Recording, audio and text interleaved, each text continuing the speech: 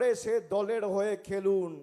অন্য দলের হয়ে খেলতে গেলে এক মাস পর লাল কার্ড দেখিয়ে মাঠের বাইরে করে দেবে, কিন্তু বাকি জামার জীবনটা আর মাঠে ঢুকতে পারবেন না। যে দলের জার্সি পরে আছেন সে দলের হয়ে খেলুন, মাঠে নামুন। যদি এ দলের জার্সি পরে ও দলের হয়ে কাজ করেন, তৃণমূল জিতবে নিয়ে কোনো সংশয় নেই। ব্যবধানটা 60,000 70,000 করতে হবে। আর যদি আমার তো সবার উপর নজর আছে, যদি কেউ ভাবে বিশৃঙ্খলা করব দলকে চাপে রাখার জন্য, আপনাদের কিন্তু দল ক্ষমা করবে না। আমি সবাইকে ওয়ার্নিং দিয়ে যাচ্ছি। আমার ব্যক্তিগতভাবে পছন্দ অপছন্দর ব্যাপার নয়। আমি হাবিবকে বলেছি ব্লক যেমন দায়িত্ব নিয়ে হাবিব করত, ব্লক দায়িত্ব নিয়ে হাবিবই করবে। এই 10টা অঞ্চলের দায়িত্ব হাবিবের, আপনাদের সবার। আর যদি কারোর কোথাও মনে হয় যে আমাদের কোনো, আরে ভাই বস বস, আমায় বলতে দে। আর কারোর যদি কোথাও মনে হয় যে আমার সাথে প্রার্থীর একটা মনোমালিন্য হয়েছে, আপনি ধরে নেবেন নওদা থেকে প্রার্থী অভিষেক বন্দ্যোপাধ্যায় ভোট আমার হয়ে করবে। ঠিক আছে? এই লড়াই বাংলার কৃষ্টি অধিকার, বাংলার সংস্কৃতি রক্ষা করার লড়াই। গত দুদিন আগে দেখেছেন রামনবমীর নাম করে কি ধরনের দাঙ্গা করেছে। নির্বাচন কমিশন দায়িত্ব নেওয়ার পরে রাজ্য প্রশাসনের DG, ADG, IG, DIG, Murshidabad জঙ্গিপুরের এসপি সবাইকে পাল্টে দিয়েছে। মুখ্য সচিবকে পাল্টে দিয়েছে, স্বরাষ্ট্র সচিবকে পাল্টে দিয়েছে, যাতে বিজেপির জল্লাদরা দাঙ্গা করতে পারে। কোনো রকম কোনো প্ররোচনায় পা দেবেন না। মানুষ বুদ্ধিমান। এই রাজ্যে আমরা দুর্গাপুজো করি, কোনোদিন দুর্গাপুজোয় দাঙ্গা হয়েছে? এই রাজ্যে আমরা দীপাবলি করি, কোনোদিন দীপাবলিতে দাঙ্গা হয়েছে? পবিত্র ঈদ পালন করা হয়, মহাবীর জয়ন্তী পালন করা হয়, বড়দিন পালন করা হয়, পয়লা বৈশাখ পালন করা হয়, গুরু নানক জয়ন্তী পালন করা হয়। এই বাংলা বৈচিত্র্যের মধ্যে একতার মূল মন্ত্রকে পাথেয় করে লড়াই করেছে বছরের পর বছর। নানা ভাষা, নানা মত, নানা পরিধান, বিবিধের মাঝে দেখো মিলন মহান। যারা তরোয়াল নিয়ে, বন্দুক নিয়ে, হাতে লাঠি নিয়ে, দা নিয়ে, কাঠারি নিয়ে মদ্যপ অবস্থায় রামনবমী করছে, তারা আর যাই হোক কোনোদিন প্রভু রামের ইতিহাস পড়েনি। রামের পুরুষোত্তম রাম বলা হয় রামকৃষ্ণ, রাম প্রভু রামকে মর্যাদা পুরুষোত্তম রাম। রাম সংযমের প্রতীক, ত্যাগের প্রতীক, তিতিক্ষার প্রতীক, কৃচ্ছ সাধনের প্রতীক। মদ খেয়ে রাস্তায় মাতলামো করে, দোকান ভেঙে, বাড়ি ভেঙে জয় শ্রীরামের স্লোগান। আর যাই হোক এই বিভাজনের রাজনীতি বাংলা মানবে না। বাংলায় 1 ছটাক জমি আমরা বিজেপিকে ছাড়ব না। এই বাংলা রক্ত দিয়ে একে অপরের সাথে মিলন এবং সাম্প্রদায়িক সম্প্রীতি, ভ্রাতৃত্ব, ধর্মনিরপেক্ষতা রক্ষা করবে। আমাদের মুখ্যমন্ত্রী আজ থেকে 7 দিন আগে আমাদের দলের ইস্তাহার প্রকাশ করেছে। 10টা প্রতিজ্ঞার কথা দিদি বলেছে, তার মধ্যে 5টা প্রতিজ্ঞা আপনাদের আমি বলবো। বিজেপির নেতারা কেউ কেউ বলে লক্ষ্মীর ভান্ডার বন্ধ করব, আর কেউ কেউ বলে লক্ষ্মীর ভান্ডার বাড়িয়ে 3000 করব। আমি চ্যালেঞ্জ দিচ্ছি, যে সমস্ত রাজ্যে বিজেপির সরকার আছে, যদি কোথাও মমতা ব্যানার্জি যেভাবে পরিবারের 2 জন থাকলে 2 জন আর 5 জন থাকলে 5 জনকে লক্ষ্মীর ভান্ডার দিয়েছে, একটা রাজ্যে যদি বাস্তবায়িত করে দেখাতে পারে, আমি রাজনীতির আঙিনায় পা রাখবো না। একটা রাজ্যে। আমাদের প্রথম প্রতিজ্ঞা, দিদির সরকার, মামাটি মানুষের সরকার, মমতা বন্দ্যোপাধ্যায়ের সরকার যতদিন বাংলায় আছে মায়েরা দিদিরা আপনারা আজীবন লক্ষ্মীর ভান্ডার পাবেন, কেউ আপনাদের লক্ষ্মীর ভান্ডার বন্ধ করতে পারবে না।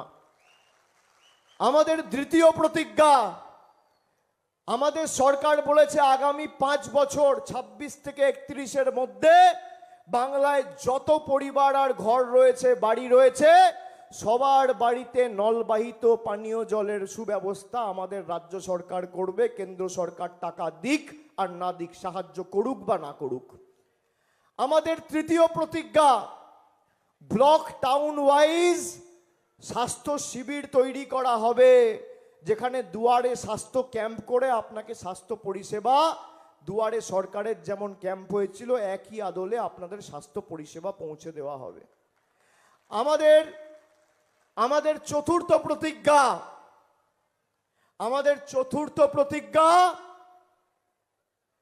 বাংলায় যত প্রবীণ নাগরিক রয়েছেন, বয়োজ্যেষ্ঠ মানুষ যারা বার্ধক্য ভাতার জন্য নিবেদন করেছেন, সরকার চতুর্থবার ক্ষমতায় আসার পর বাংলায় যত প্রবীণ নাগরিকরা রয়েছেন সবার বার্ধক্য ভাতার ব্যবস্থা মমতা বন্দ্যোপাধ্যায়ের তৃণমূলের মামাটি মানুষের সরকার করবে। আর পঞ্চম প্রতিজ্ঞা, যত গরিব মানুষ রয়েছেন 5 বছর ধরে শুনে রাখুন, বিজেপি আপনাদের বাড়ির টাকা বন্ধ করে রেখেছে।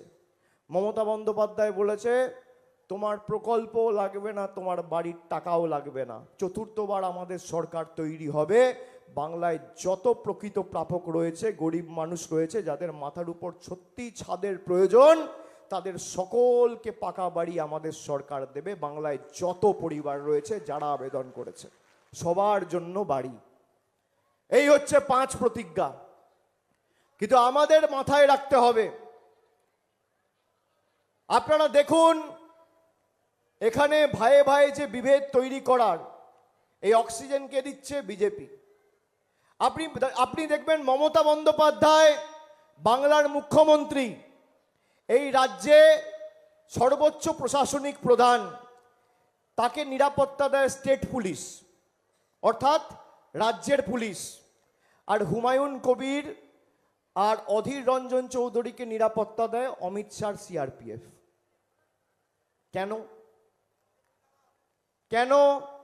কি বাধ্যবাধকতা রয়েছে? এবার বলতেই পারে যে আমাদের রাজ্য পুলিশ যায় না। আমি চ্যালেঞ্জ করে যাচ্ছি হুমায়ুন কবির আর অধীর চৌধুরীকে, আপনি যদি মানুষের প্রতিনিধি হন, যে অত্যাচার নরেন্দ্র মোদী আর অমিত শাহের সরকার সংখ্যালঘু ভাইদের উপর করেছে, আপনার যদি ন্যূনতম বিবেকবোধ থাকে, আপনি আপনার নিরাপত্তা রক্ষীদের তাদের কাছে ফিরিয়ে দিন। রাজ্য সরকার 24 ঘন্টার মধ্যে আপনাদের নিরাপত্তা রক্ষী দেবে। আমি মমতা বন্দ্যোপাধ্যায়কে অনুরোধ করব, পারবেন? যে অমিত শাহর মন্ত্রকের অধীনে সিআরপিএফ সিআইএসএফ রয়েছে, অমিত শাহর যে সিকিউরিটি সেই হুমায়ুন কবিরের সিকিউরিটি। কি সুন্দর, তাই না?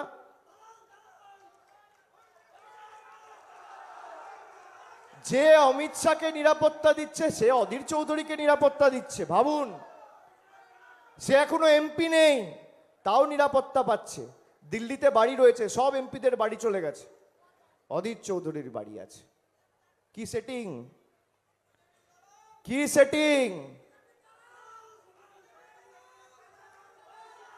কটা নোটিশ দিয়েছে এদেরকে ইডি সিবিআই? যারা বলে তৃণমূলের সাথে নাকি বিজেপির সেটিং, আমাকে, আমার স্ত্রীকে, আমার মাকে, আমার বাবাকে, আমার 12 বছরের মেয়ে, 5 বছরের ছেলে, কাউকে ছাড়েনি ইডি সিবিআই। যতবার ডেকেছে গেছি, আর বেরিয়ে মোদি আর অমিত শাহর বাব্বাপান্ত করেছি সিবিআই ইডি অফিসের বাইরে। এদের কি সেটিং? সুতরাং 14টা অঞ্চল থেকে জিততে হবে। আজকে দেখুন, এরা পারতো না। গণেশ কুমারের কাছে গিয়ে মমতা বন্দ্যোপাধ্যায় যেভাবে, এই মুর্শিদাবাদ জেলা থেকে প্রায় 27 জন আত্মঘাতী হয়েছে এসআইআরে, 27 জন মারা গেছে। কেউ ভয়ে সুইসাইড করেছে, কেউ ফাঁস লাগিয়েছে, কেউ বিষ খেয়েছে। 27 জন আত্মঘাতী হয়েছে। কোন রাজনৈতিক দলের প্রতিনিধি পাশে গিয়ে দাঁড়িয়েছে তৃণমূল কংগ্রেস ছাড়া? যখন মানুষের অধিকার কেড়ে নেওয়া হচ্ছিল, ভোট রক্ষা শিবির করে যদি কেউ পাশে দাঁড়িয়ে থাকে, তৃণমূল কংগ্রেস দাঁড়িয়েছে, আর কেউ দাঁড়ায়নি। তাই আগামী দিন জবাবটা এমনভাবে দিতে হবে। আর ভোট বাক্স যখন খুলবে 4 তারিখ, হুমায়ুন বাবু আর অধীর বাবু আর মোদি বাবু ভোট বাক্স খোলার পর যেন পদ্মফুলের নেতা আর এজেন্সির নেতারা, এজেন্টরা সব চোখে সর্ষে ফুল দেখে, এটা সুনিশ্চিত করতে হবে। দায়িত্ব নিচ্ছেন তো? দায়িত্ব নিচ্ছেন তো? একটা জায়গা ছাড়া যাবে না। যেখানে আমি ধরে নিচ্ছি জিতছি, সেখানে যদি 5 জনও বিভ্রান্ত হয়, তাদেরকে দিয়ে বোঝাতে হবে যে কংগ্রেসকে ভোট দেওয়া এই নির্বাচনে, বা অধীর বাবুদের ভোট দেওয়া, বা সিপিএমকে ভোট দেওয়া, বা হুমায়ুন বাবুর পার্টিকে ভোট দেওয়া মানে বিজেপিকে সমর্থন করা। সারা ভারতবর্ষে দেখুন, যত রাজনৈতিক দল আছে সব রাজনৈতিক দল থেকে ভেঙে বিজেপির কাছে চলে যাচ্ছে, আর তৃণমূল একমাত্র দল বিজেপি ভেঙে তৃণমূলে আসছে। বিজেপিকে যদি ভাঙার ক্ষমতা কারোর থাকে, বিজেপিকে যদি সর্বশান্ত করার ক্ষমতা কারোর থাকে, একমাত্র বাংলার তৃণমূল কংগ্রেসের রয়েছে। ভারতবর্ষে 1550টা রাজনৈতিক দল রয়েছে, লড়াই একমাত্র তৃণমূল করছে। আপনি মেঘালয়তে দেখুন, তৃণমূল কংগ্রেস গিয়ে লড়াই করলো, আমরা 5টা এমএলএ জিতলাম, কংগ্রেস 5টা এমএলএ জিতলো। কংগ্রেসের 5 জন চলে গেছে এনডিএতে, তৃণমূলের 5 জন আজও তৃণমূলে। এটাই হচ্ছে তাদের আর আমাদের মধ্যে পার্থক্য। আর এখানে দীর্ঘদিনের একটা দাবি রয়েছে, অন্যতম গুরুত্বপূর্ণ ফসল এখানে পেঁয়াজ।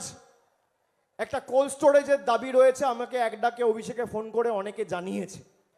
রাজ্য সরকার ইতিমধ্যেই বাজেটে বলেছে যে সারা বাংলা জুড়ে আমরা 50টা নতুন কোল্ড স্টোরেজ করব। তার মধ্যে আমরা এই নওদাতে পেঁয়াজের কোল্ড স্টোরেজ একটা আগামী দিন করব, আমি কথা দিয়ে যাচ্ছি।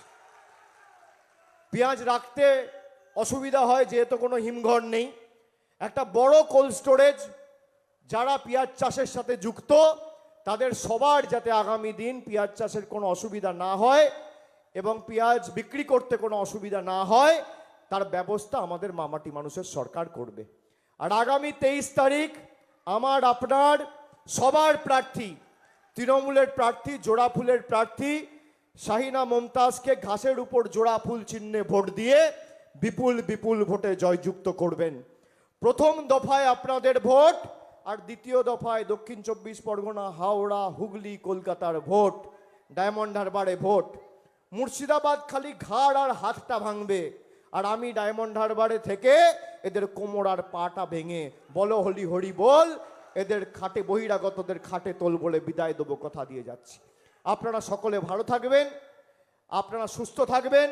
আমি মুর্শিদাবাদ জেলায় আরও অন্তত পক্ষে 8-10 বার আসবো, নেত্রী আসবেন, সভা সমিতি করবে এবং আগামী দিন আপনাদের সাথে আবার দেখা হবে। জয় হিন্দ, বন্দে মাতরম, জয় বাংলা, জয় বাংলা, জয় বাংলা, জয় বাংলা, জয় বাংলা। জোরে বলো, জয় বাংলা, জয় বাংলা, জয় বাংলা, জয় বাংলা। অনেক অনেক ধন্যবাদ, নমস্কার।